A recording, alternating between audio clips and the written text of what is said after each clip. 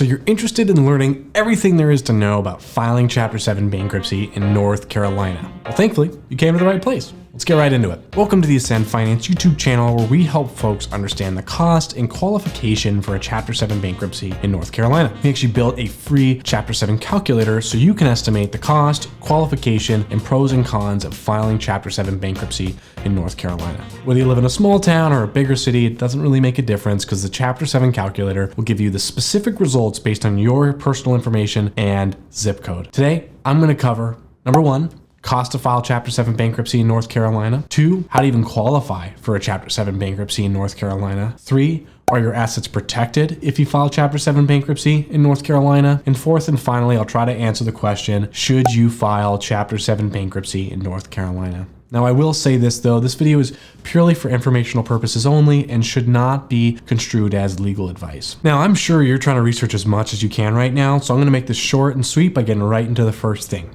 How much it costs to file Chapter 7 bankruptcy in North Carolina. When it comes to filing Chapter 7 bankruptcy, there are several factors an attorney may consider in estimating a total all-in estimate to file.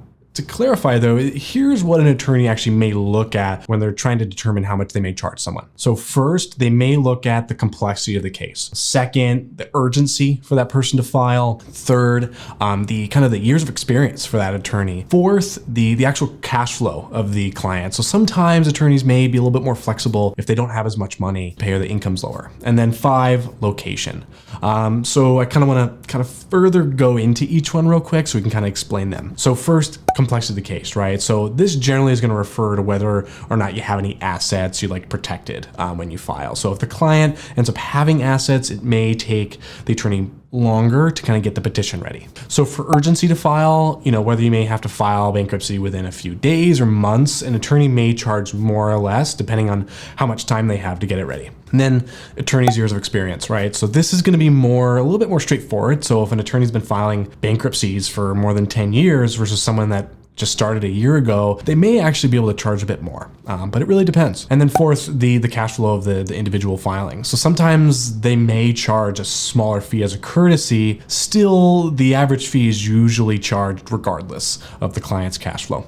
Now, finally, the location. So this is actually more relative state versus state, as actually some states may have an average Chapter 7 fee of, let's say, $2,000 versus another state with an average of $1,200. Okay, so before I move on to the next part about kind of qualifying for Chapter 7, if you actually want to have an estimate for the total all-in cost, you can take our free Chapter 7 calculator below. You don't even have to add an email address to see the results. The idea is it gives you the cost, pros and cons, and whether you actually may qualify for a Chapter 7. Keep in mind, if you don't want to add any contact info, you can just select none of the above at the end, and you don't even have to add an email address. All right, so now let's dive in how to actually qualify for a Chapter 7. So there's going to be 3 main factors to understand when determining your ability to file Chapter 7.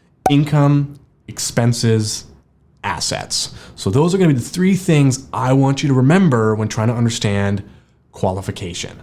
So each state is going to have most likely an income limit set for your household size. So what that's going to be considered is the means test income limit. I'll actually put the income limit for the state on the screen, but keep in mind that the means test updates every so often. So that being said, taking our free calculator that's actually in the description can be helpful, as it's actually going to be most up to date with the means test data for estimating your qualification for Chapter 7. Alrighty, so now let's talk about expenses, as the means test has a couple of parts. The first part of the means test is mainly considering your gross income versus the income limit for the household size.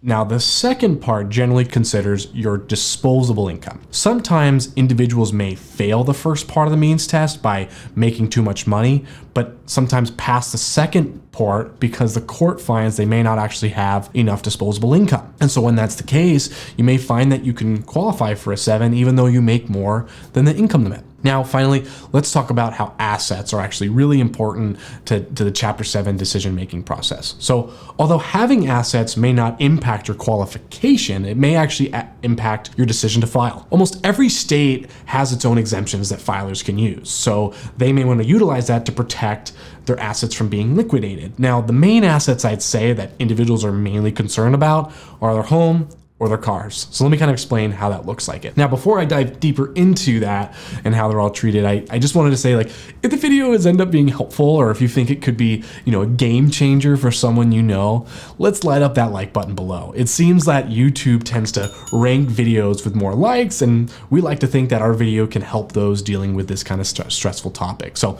let's make it go viral and create a positive impact. Now that we've covered kind of how assets impact a Chapter 7, let's go into how that all works. So I'm going to use what I call the 2 E's to help you understand how to estimate risk of losing an asset. The first E is equity. The second E is exemption. Now, I will say one of the most common assets individuals are concerned about losing is their home. So I'll use that for this example. So at the time of this video, I believe the homestead exemption in North Carolina is around $35,000 for single individuals who are under 65 years old. I'll actually add a link to an article in the description below that'll have more information on the homestead exemption for North Carolina, but let's use that number for this example. So let's say you have less equity than the estimated homestead of $35,000. Well, then it may be protected if you file a Chapter 7. Now, on the other hand, if you have, let's say, $50,000 more than the homestead exemption for North Carolina, well, then it could be at risk of being sold during the process. So what do you do then? What if you have more equity than the state exemption, but you don't want to lose your home? Well, ultimately, it'll come down to your decision, but there may be other options to consider instead. So I actually dive into each alternative in some of my other videos. However, if you don't have time for those, you can just take our general debt options calculator linked below, which will break down cost, duration, and pros and cons of alternatives. Okay, finally, should you file Chapter 7 bankruptcy in North Carolina? Well, ultimately, it's gonna be up to you, right? Everyone's situation is unique, but if you're finding that you're like either A, you have too much equity in a specific asset that you could maybe lose, or B, you're just not sure whether Chapter 7's right for you, well then feel free to take our Chapter 7 calculator below to estimate qualification and cost for North Carolina. That said, if you're thinking, I don't really have time to fill out a calculator right now, and you're welcome to call us instead at just 833-272-3631, and we'll try to answer all of your questions over the phone. We can help you understand the risk of losing assets, Chapter 7 qualification, pros and cons, and even alternative options so you can make the most informed decision. Thank you so much for watching, and I really hope now you're able to get out of debt cheaper, easier, and faster. Take care.